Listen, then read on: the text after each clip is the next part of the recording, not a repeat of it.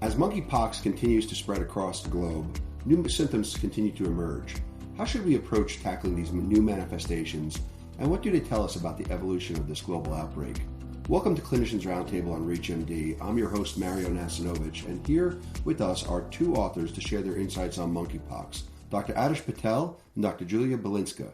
Dr. Aatish Patel is an infectious disease physician at Guy's and St. Thomas's NHS Foundation Trust in London. Dr. Patel, welcome to the program. Hi, Mario. Thanks for that introduction. And Dr. Julia Bilinska is a physician in the Department of Sexual Health at Guy's and St. Thomas NHS Foundation Trust in London. Dr. Bilinska, thanks for being here today. Thank you very much for inviting us. So let's start with you, Dr. Patel. What are some of the most common manifestations of monkeypox that you've seen in your patients? So the study that we did was based in a single centre in London, and that's a city which has seen sort of approximately 75% of cases in the UK. And the patients that we managed were mostly seen through sort of sexual health and HIV clinics, but also through emergency departments and direct admissions to our infectious diseases board. And what we were seeing was a mixture of clinical presentations that fit with what we previously knew about monkeypox from previous outbreaks in endemic regions such as West Africa, but also features that appeared quite different. So looking at the cohort that we managed, all the patients had mucocutaneous lesions at the time of presentation, which I guess is not surprising, as this is likely sort of the trigger for a patient to attend healthcare services, especially as the understanding of monkeypox grew within communities. And we were seeing that as opposed to people coming in with general systemic symptoms. The majority of these patients with mucocutaneous lesions had them on their genitals or perianal area, but we did also see patients with them on their face, trunk, and limbs. And on average, people were presenting with approximately 6 lesions sort of at the time of presentation.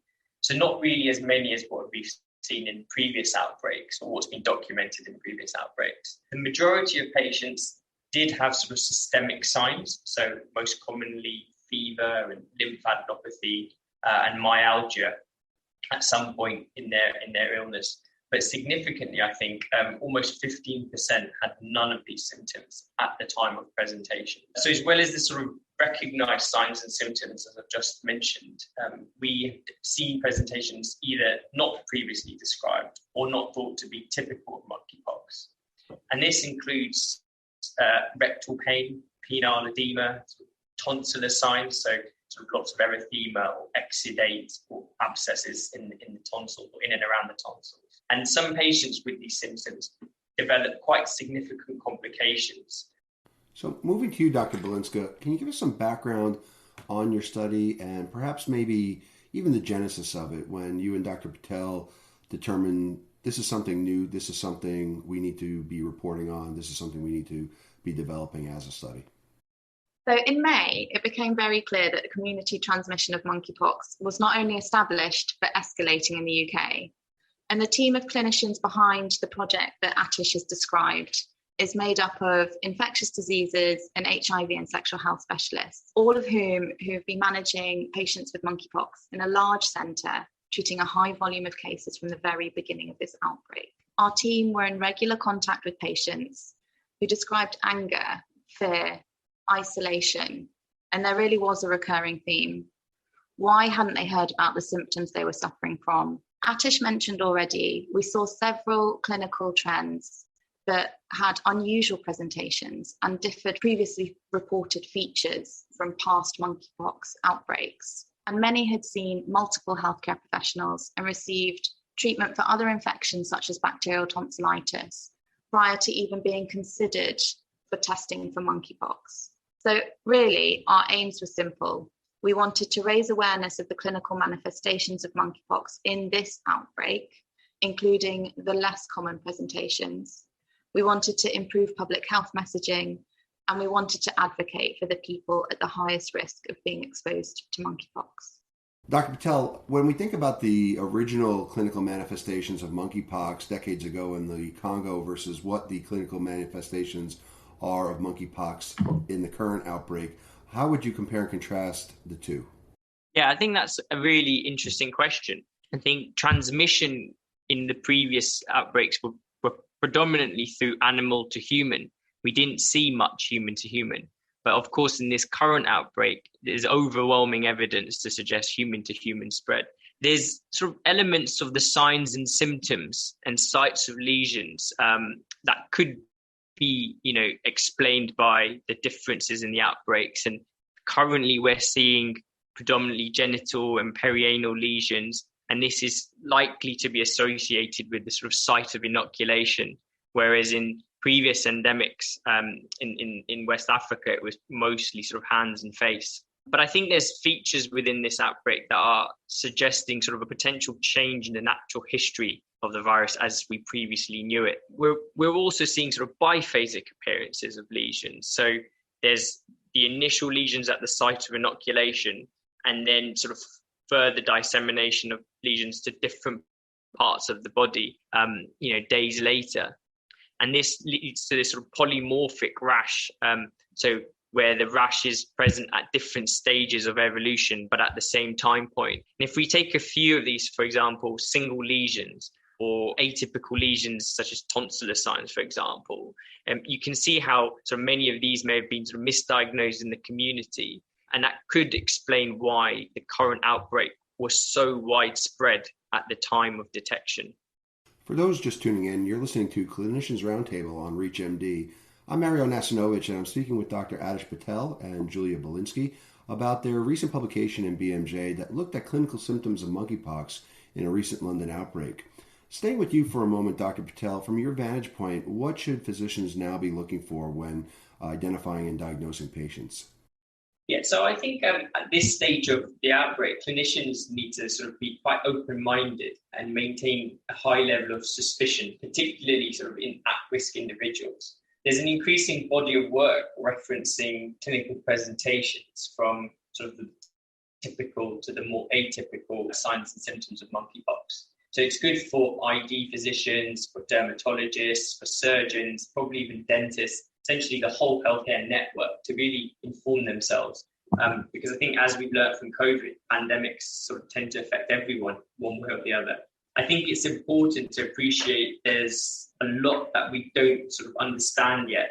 And that means expect the unexpected. At least while we're learning more and more, we have to sort of move away from the concept of classical monkeypox. And so I guess what I mean by that is we're seeing atypical features from a clinical context, sort of within patients who have confirmed monkeypox.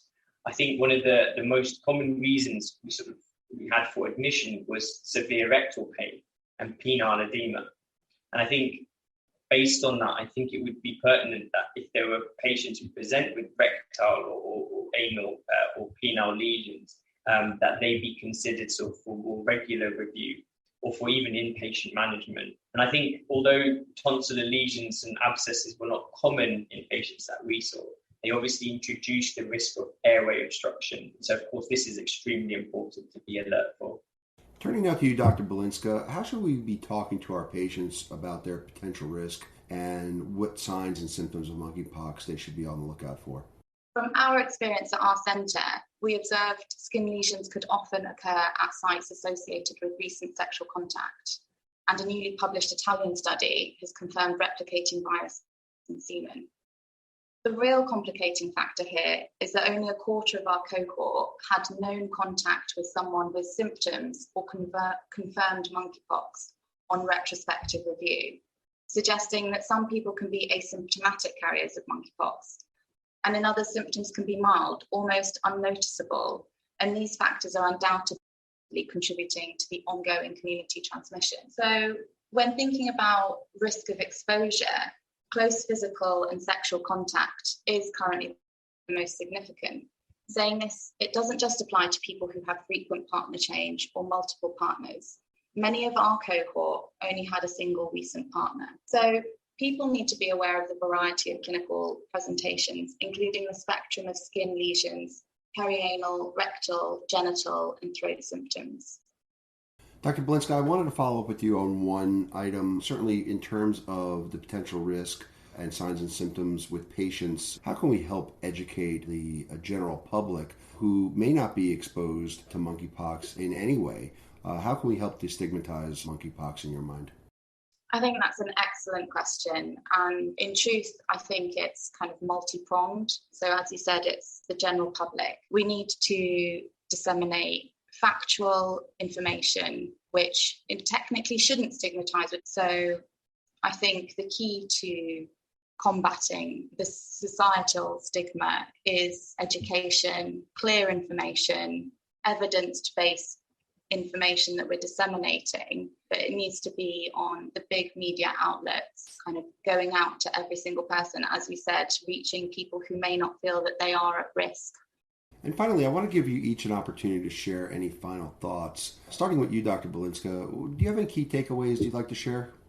So we observed a spectrum of clinical presentations, and both the public and clinicians need to be aware of these to ensure that we can promote earlier diagnosis, treatment, and ultimately minimize onward transmission of monkeypox. It's important for us to promote the idea that monkeypox can present with mild symptoms, but some people can experience severe pain or develop secondary infections or complications, and they might require more regular review or even a hospital admission. And then I think my last thoughts are that I do think we still have the opportunity to de-escalate this outbreak through improving testing, promoting prevention strategies, and more targeted vaccination programs. And saying that feels like we have a lot of work left to do.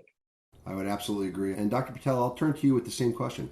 Yeah, and I think I echo everything that Julius just said. And, again, reiterate the importance of us as clinicians, and not just, again, I mentioned this before, but not just ID physicians, but the whole healthcare sort of family, surgeons, family practitioners, dentists, all sort of really taking the responsibility of informing themselves and learning about monkeypox, because I do feel that this has already been seen to present in various different parts of healthcare services, so in primary care, secondary care, within medicine, within surgery.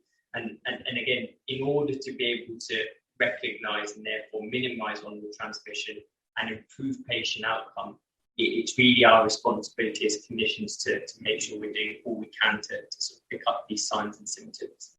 As we come to a close, I would love to thank you both for joining me today and providing your perspectives on the monkeypox virus. Thank you both, Dr. Patel, Dr. Bilinska, for being here with us today. Thanks for having us. Thank you very much for inviting us. I'm Mario Nacinovich. To access this and other episodes in our series, visit reachmd.com/clinicians roundtable, where you can be part of the knowledge. Thanks for listening.